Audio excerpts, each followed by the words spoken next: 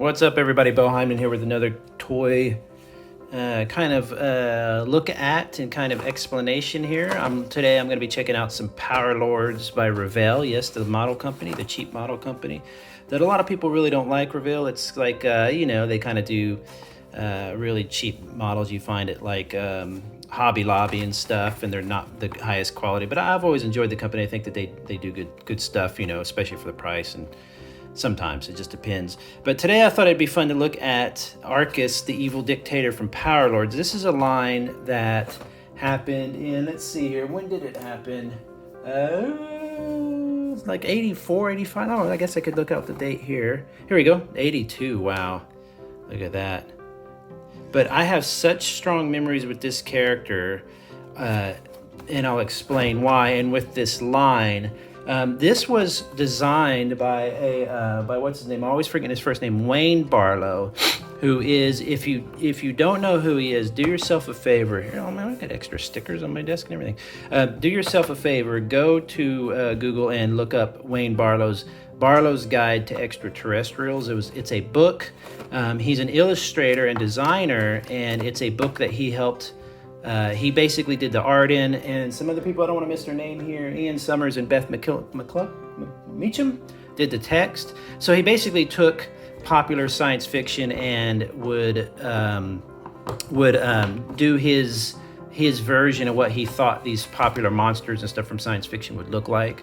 And on the original, I believe it's the first printing of Barlowe's Guide to Extraterrestrials. If you see it, you'll see a black creature that has a very similar feel to this creature here that I'll take out of the packaging here. Look at that. What's the price say?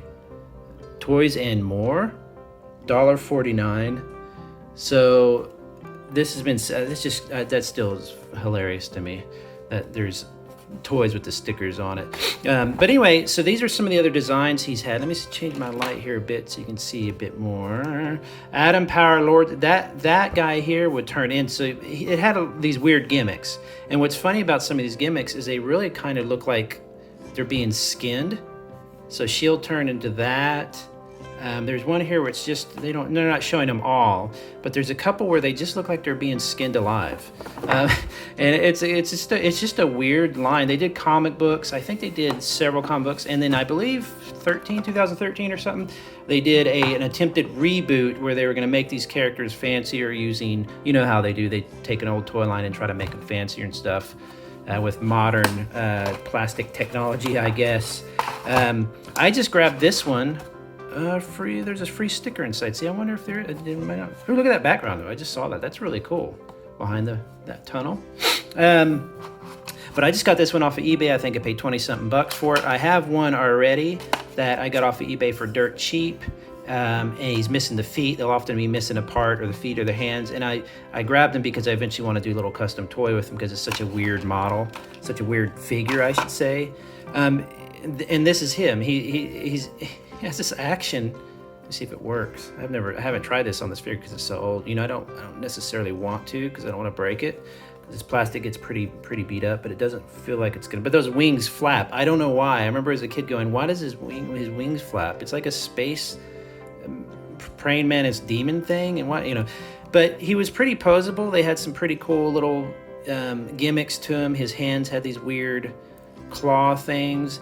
And then he had these quote-unquote guns that would mount. What's funny is these guns here I actually used as a toy more as a spaceship. I would fly it with my little toys and stuff with my other little miniature battle. I'd be playing battle at 12 or 10 years old or whatever it was, and these were spaceships. But these mount in the hollow of his forearm, which is really weird. You'll find often that they come, these guns themselves will be sold by themselves for $7-8 because they're often missing from these. Like I said, I lucked out and grabbed a complete package for $20. Some of the ones in nicer condition, will be like a lot more than that. So I don't really care. Look at that weird concave shape in the back. This is what's funny about this line is it's designed by a guy who does really unusual art in the first place, and they wanted to design a kid's line of toys based on his designs, and they did. I don't want to pose them too much because I'm afraid it'll snap the plastic. but they're just so weird. What was I going to say? What's funny is I can't remember what I was going to say about that. But anyway, let's move to Ggripptogg real quick. Sorry, I've been doing a lot of videos today and stuff. This is another pair of Ggripptoggs I bought, and it was broken here. The arm comes out. There's a slot there. You can see the arm slots in. I have the arm, and I bought them together because what I want to do is I want to paint one. So Ggripptogg was a character where you would separate his two-handed.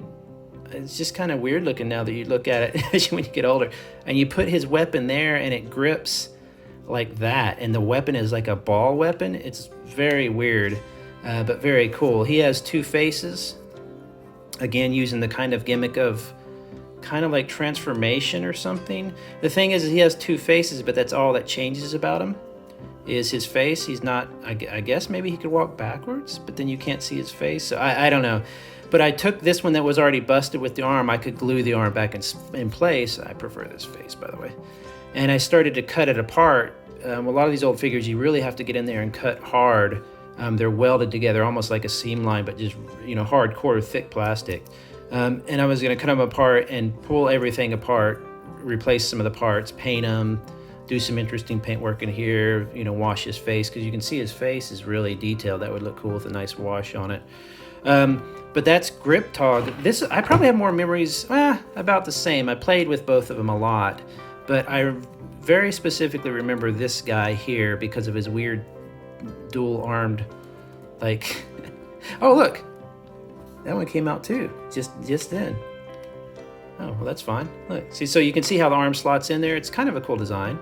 So it rotates like that, and then it turns like that. I think that's about it, and then these go up and down. So it's not superposable or anything, but he made his designs were really cool because they always had pretty sturdy feet and could stand up, and they were good for your shelf because they wouldn't necessarily get knocked down. Now me, when I was a kid, I wasn't collecting toys, I was playing with them, so I didn't care if they stood up or not necessarily, but that's really, you can stand them up if you want to. But so what I would do is I would go check out Barlow's Guide to Extraterrestrials. Look up the Power Lords line if you haven't done it yet.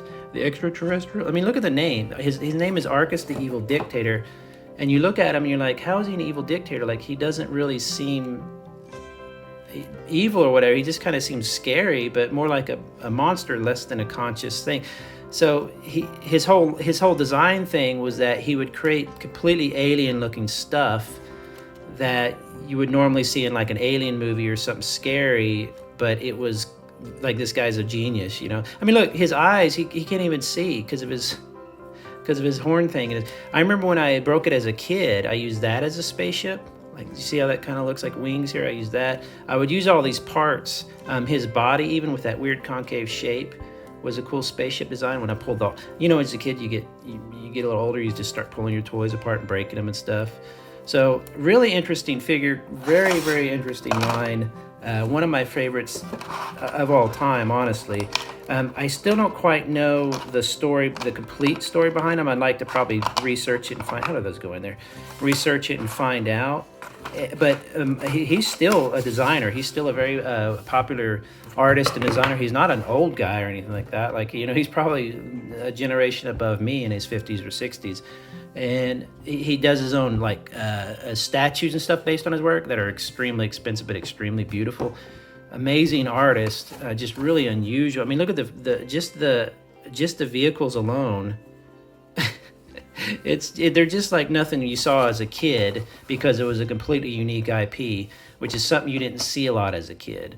They would build IPs and then build like a comic and then a toy line in the 80s designed to sell the toys, so there was a unique IPs in that way. But this was completely like, it wasn't a Transformer, it wasn't a G.I. Joe, which I wasn't into all that stuff. I like the weird stuff. And this is definitely some of the best. So go check out some Power Lords if you can. Go eBay them, buy a couple, play with them. They're actually pretty sturdy, and other than their arms falling off occasionally, are nice little figures. Check it out. Some of my favorites, Power Lords. Have a good day, everybody. Bye-bye.